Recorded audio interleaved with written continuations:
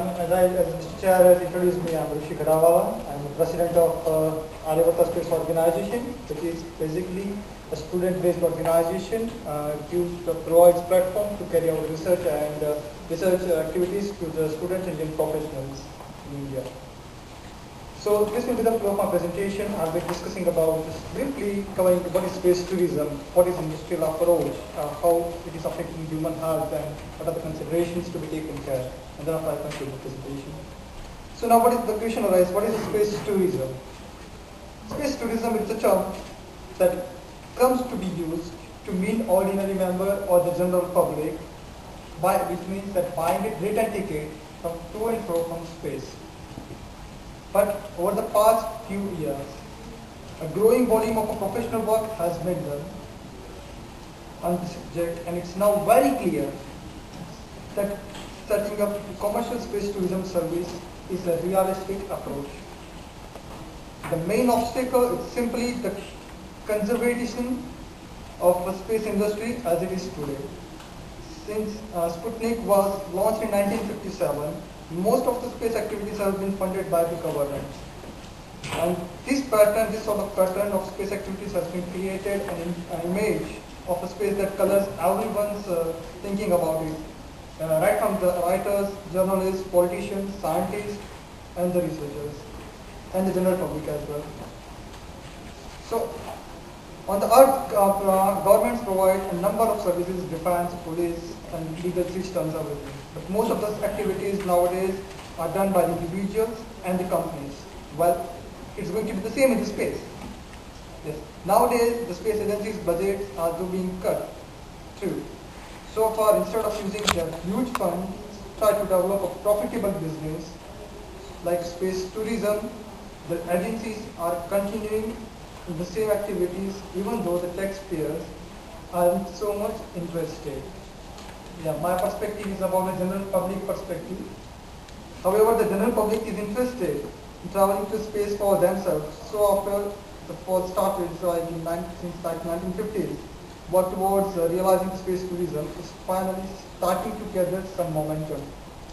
And the reasons why it is going to be happen in this time include because people want it.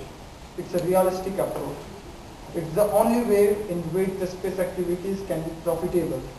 It's the quickest way to start use of limitless resources of space to solve our problems on Earth. Living on involves everyone's line of business. And last but not the least, it's a fun. It's worth to know that the developing low-cost passenger launch vehicles, it's not just to create a pastime for rich people. In the business, the companies that make big money are the ones that serve big markets as well. Like tourism or not, there will be a small, expensive segment for the rich, but for the great majority of the space tourists in future will be the middle class customers, the greater majority of us on the earth.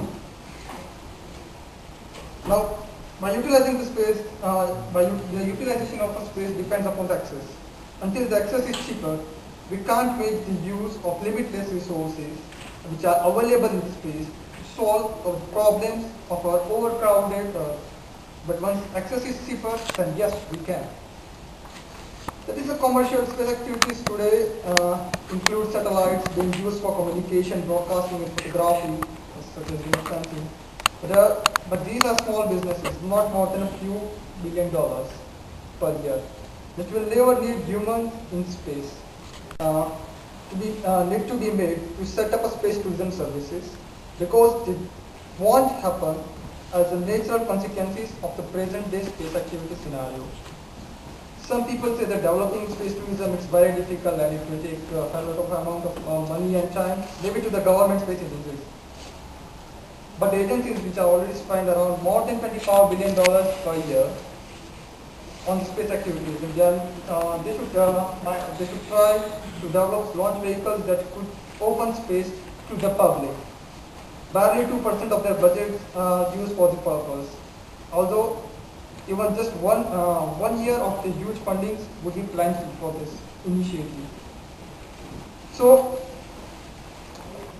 what are the phases of space tourism? Like any other business, once space tourism gets started, it will develop progressively. can be helpful to change of ongoing through several phases, including pioneer phase, mature phase, and the mass phases. Starting with a relatively small scale and relatively high price pioneer phase, scale of activity will grow and the prices will fall as it is mature. As it is progressively, it makes relative progress. The phase of pioneering phase, the first phase, has been suggested by Gordon Budokov of Boeing, and it's convenient one to describe the first phase. The customer will be relatively few, from hundreds to the thousands per year. Prices will be high from $50,000 and up, and the services will be nearer to adventure travel than the luxury hotel style orbital accommodation. In the mature phase, it will see demand growing from thousands of passengers per year to the hundreds of thousands of passengers per year with comparatively cheaper price. In the mass phase, the ticket will fall in equivalent to a few thousand of dollars, and customers will be from hundreds of thousands to the millions per year. Although all these phases are, as of at present, all these phases are hypothetical. But apparently it's unthinkable to most people in the space industry. Even 1 million passengers per year, it's just in 8 hours of aviation. And aviation is still growing fast as a today's level of 1 billion passengers per year. So since it is possible in the future, space tourism is an idea whose time has come now.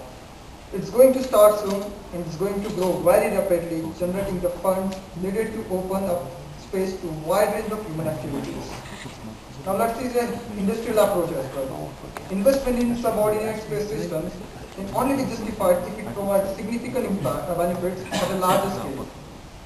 For suborbital space missions to be successful, several requirements are needed to be met, which covers the use of natural resources, the increasing mobility of individuals, security questions, and many more. One of the barriers to the space flight is the high cost which is associated with its operation. Although the technology has progressed, but however, the present space transportation system remains extremely costly and risky. For example, the cost of placing 1 kilogram of payload in low Earth orbit comes around $10,000 today.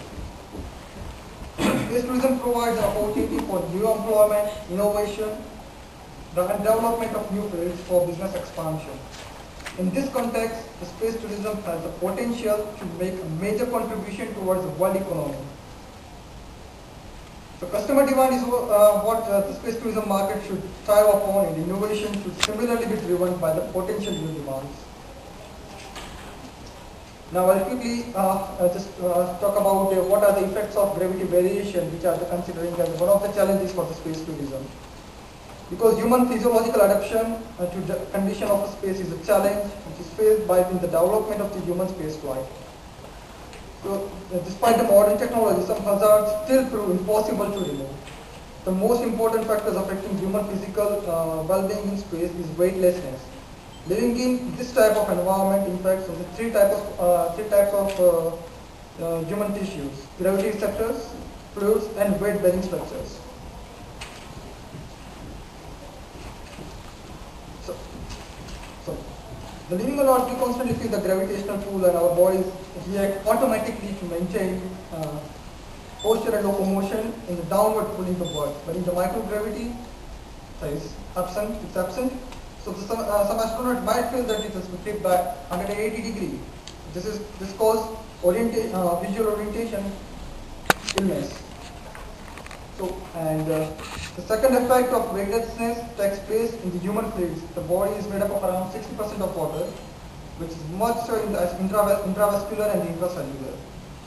So, in the absence of gravity, it will affect it will be resulting in bulging leg pains, and polyphases, and sinus, and nasal congestions, which can last throughout the duration to the trip.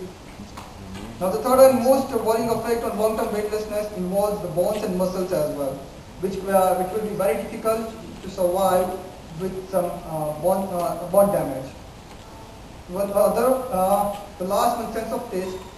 Because it's uncertain, some astronauts might feel that they feel very good eating food, they feel the sensor taste which is very good, but some might not taste it as a bad, some might taste bad as well. So considering these gravity issues, there are basically two branches has been initiated by your NASA and other space agencies like aerospace medicine and astrobiology. I am not going into detail. So this is what I would like to conclude. The space tourism is expensive and risky at the preliminary phase. More research and development is required. But however, it offers unique pleasure, including the view from Earth outside from the space and zero gravity activities that provide a whole range of things to do an orbital body days, including sports. I'm pretty very interested in that. I think I request you all of you to join for me in space tourism as well as whenever available in future. Thank you.